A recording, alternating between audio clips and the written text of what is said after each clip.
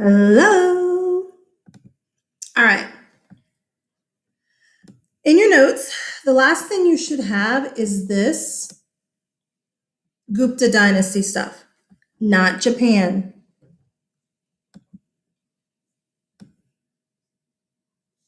China. If we go in date order, China's next. Okay? Okay. If you remember your River Valley civilizations, China is very, very small compared to what it is today. Okay? This is China today. It's a huge country. China, historically speaking, was little. Of course, it'll get bigger and bigger and bigger and bigger, but I mean, it starts small. Okay? Starts up here on the Huanghe River. You last year called it the Yellow River, but the Huanghe. And then another river will come into play right here called the Yangtze. I'm about to sneeze. Oh my God. Sorry, you guys. Okay. So, I keep sneezing. I'm dying. Maybe I'm not dying. Okay.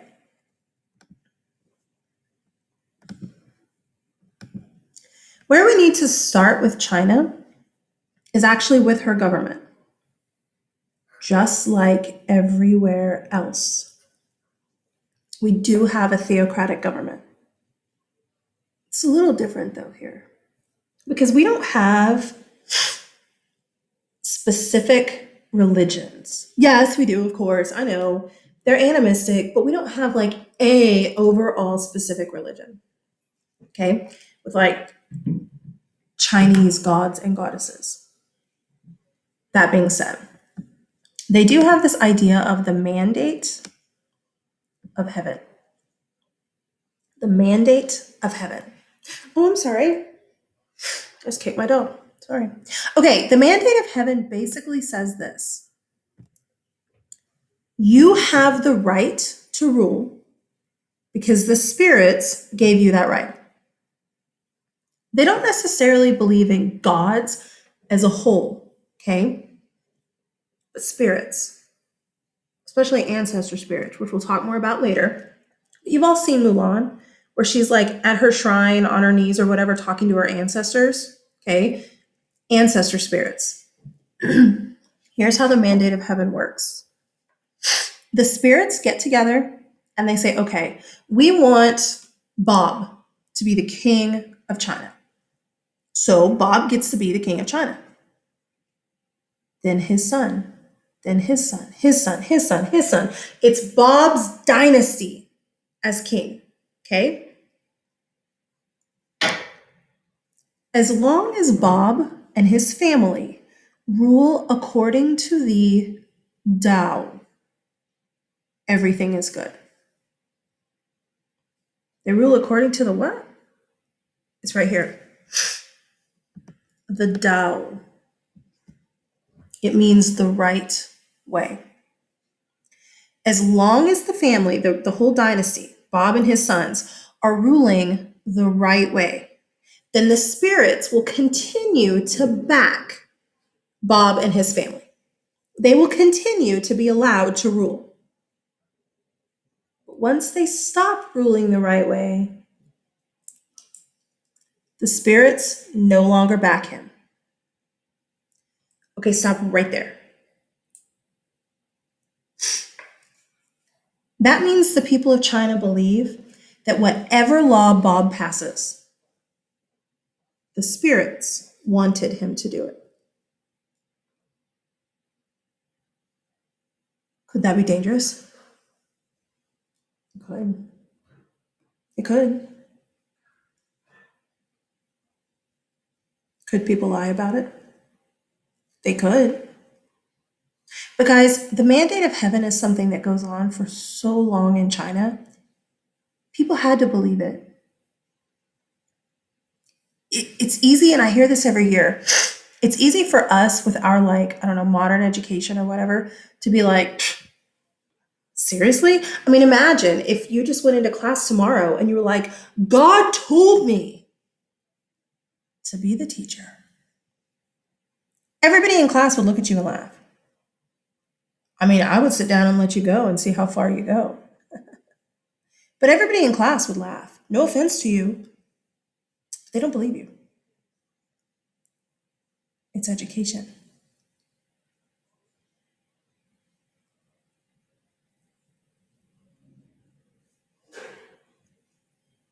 I tell my classes this all the time. I probably haven't told y'all yet. I tell AP every other day.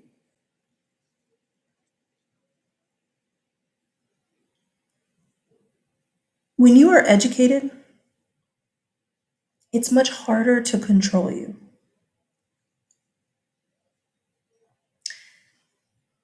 The uneducated are the people who can be easily controlled. And unfortunately, they're most often the loudest, saying, "You can't control me," but you are being controlled. And it's really quite easy to see, and it's really quite sad. Historically speaking, the kings want their people dumb as bricks. Because the more uneducated people are, the easier they are to control. That's just the name of the game. One of the themes we will see in history, especially second semester, is the education of the masses, educating the mass majority of people. Once you do that, you're allowing things like freedom. Well, how does that work in a totalitarian type government? It doesn't. You want people uneducated. So yeah, kids always are like, did the people actually believe the mandate of heaven? They did. You wouldn't today. Again, if one of you walked into class tomorrow and said, "Excuse me, I have an announcement. The gods want me to be king," everybody's going to laugh at you. Not back then.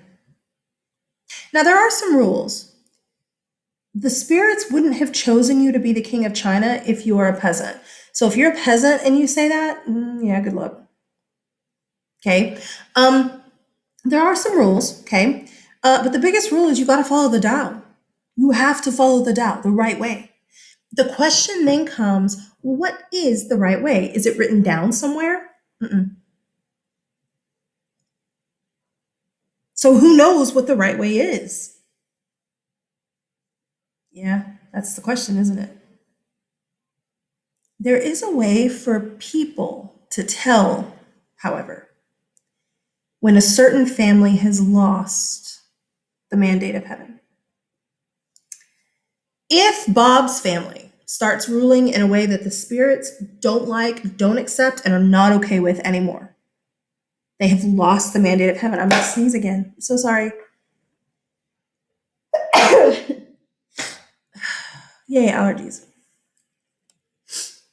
If Bob has lost the mandate of heaven, okay, the people know. Because there will be a series of terrible things that will occur. Natural, earthly things. Not unnatural, like all of a sudden there's a bright flash in the sky and a voice that says, "You do not have the mandate." Nothing like that. Natural disasters. A series of them. So, like if the Huanghe overflows, and that's it. It floods, it kills a bunch of people, and that's it. That doesn't mean Bob has lost the mandate of heaven. A series. So is a series 2 or 3 or 10? Well, it kind of depends on what you think. I don't know. Because if there's a flood, famine could follow. A flood could kill too much food. Or I said that weird, but whatever. So if you have a flood and a famine and mess of death, could that be enough for the people to rise up and say, you don't have the mandate of heaven? And could that be enough for, I don't know, Joe's family to stand up and say, yeah, you don't have the mandate, I do. And everybody would look at Joe and say, how do you know? The spirits told me. Oh, okay. Because they don't speak to me. Because you're not educated. Look at where China is. If we look back at the map, look where China is. You learned this last year. The entire Pacific Ocean right here, the border, is known as the Ring of Fire. Quite often, this was the typical series of events. Is this what always happened for people to be like, oh, you lost the mandate? No, but this is what we see often. Somewhere you have earthquake, kicking off a volcano, kicking off flooding or famine or that kind of thing, kicking off kicking off massive deaths, possibly kicking off disease. Often invasions. When you have a just boom, boom, boom, boom, boom like that, the Chinese would believe that the leader has lost the mandate of heaven. Pick somebody else. It's time for that people or those people to go. The problem is you very rarely have the existing king say, oh yeah, you know what? I have lost it. Joe, take over. No, almost every time. In between each of the major dynasties of China, almost every time, you have a period of time where it's just chaos. Who's in charge? We typically call that the warring states period, where you have like Bob and his supporters down here fighting Joe and his supporters up here. You could have multiple families all just fighting, and it's just chaos and crazy and So we kind of see this cycle going with the mandate of heaven. Somebody gets put in charge. Bob, they believe the spirit said so. Things work well for a while. Then, Bob loses the mandate of heaven. All of these terrible things happen to let the people know we need a new ruler. Then Joe stands up, says, I got the mandate. Bob and Joe are going to fight. Somebody dies, and the other person wins. And then we have the cycle again. Things go well until Joe loses the mandate of heaven. That's basically the cycle that we see happen with Chinese dynasties, actually until after World War II. That's 1945, when Mao Zedong takes over. We see this cycle. So we'll get there, but this is going to be the cycle all year for Chinese dynasties taking over. Okie dokie. So this is considered a theocracy. Even though it's not gods and goddesses, spirits, it is still considered religious ideas, stuff like that. Okay? Okay. I want you to look specifically at one of the dynasties. We don't have to deal with every single dynasty in China, but we need to look at one specific dynasty, the Han dynasty. Okay, first of all, look at how long they ruled. Because when you look at that, it's like, oh, they only ruled for 20 years? No. Remember, let me pull up paint so I can draw. Remember our timeline. Yeah? You have 0. Is there really a 0? What kind of dates go over here? Familiar? Or you can add the E. What kind of dates go over here? AD. Or you can say CE. Take your pick. Okay, look at these dates. The dates for the Han Dynasty, 202 BC. That means the Han Dynasty started over here. 202 BC. Okay? Look at the end date for the Han Dynasty, 220 AD. Are you looking?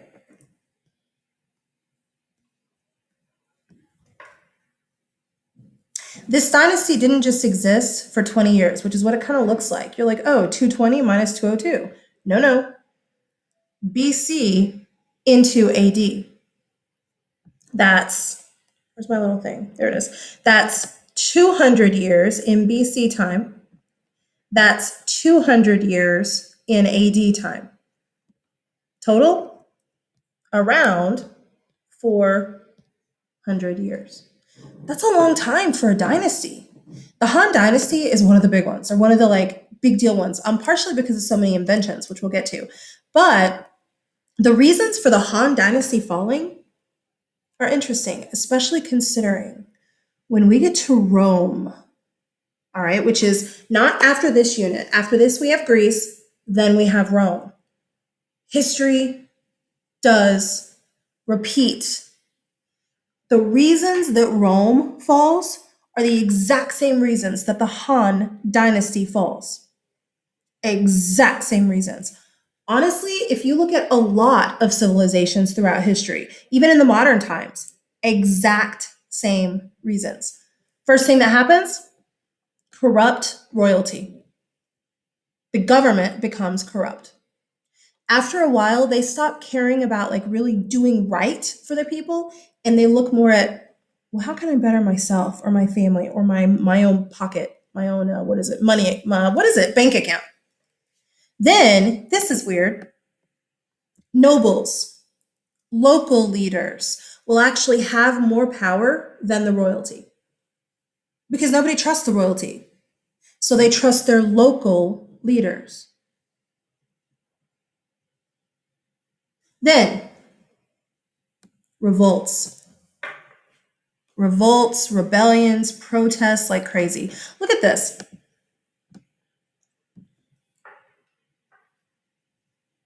That's like 30 years of revolting.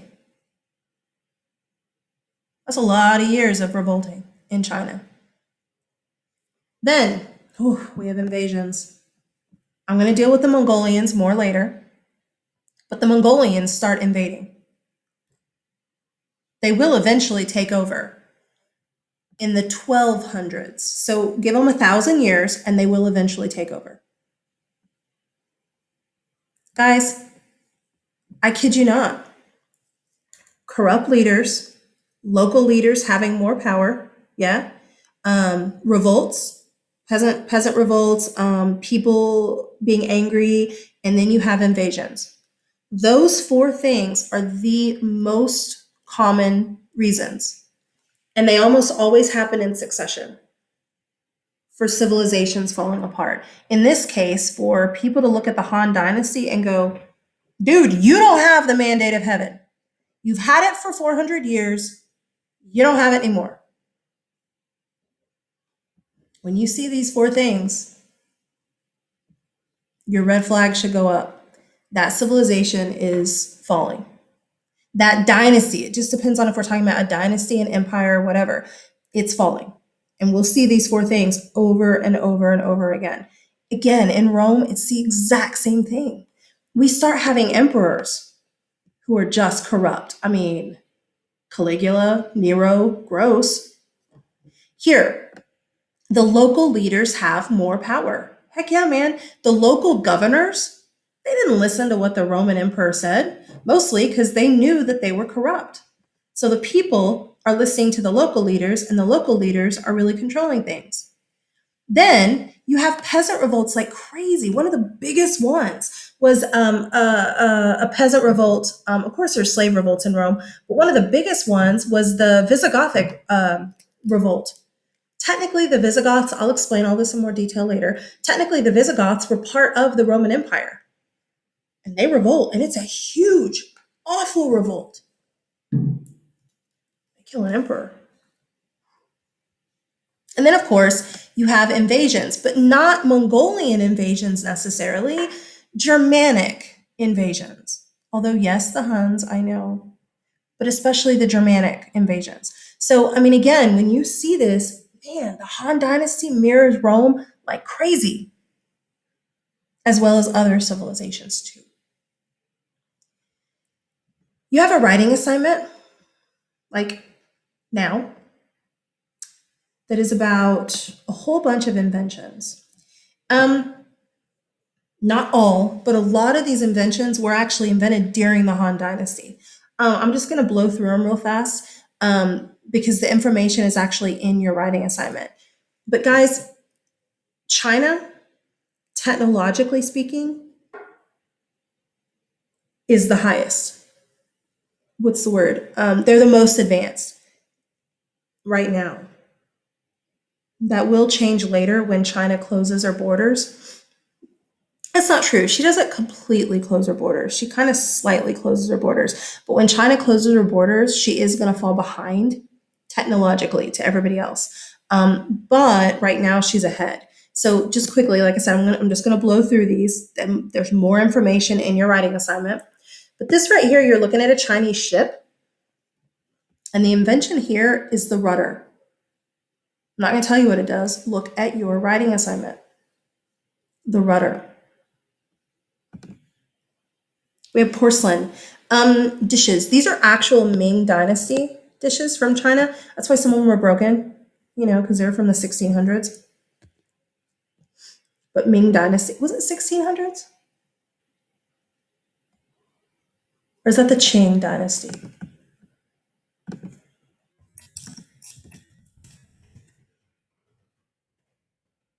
1300 to 1644. Okay. Just checking. Okay. Ooh, pictures. Okay, so we have porcelain, fine china dishes, stuff like that. Oh, your toilet is porcelain. Yeah.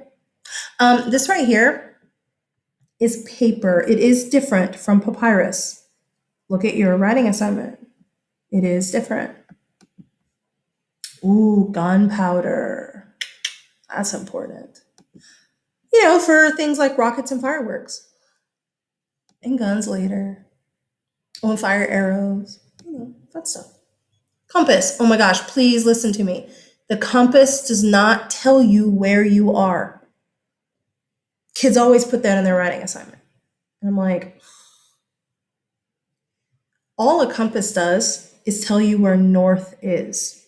You have to have the education to know that if this compass is pointing north, then that is east. That is south. And that is west. You have to know the directions yourself. All this does is tell you where north is. The compass does not tell you what direction you're facing. It tells you where north is.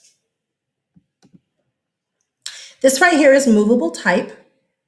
It's like stamps, sort of, but it's for printing. Look at your writing assignment information.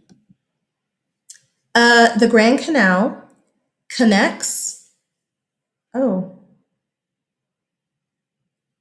that's funny. This picture is actually high-speed rail, but look, the Grand Canal is this right here.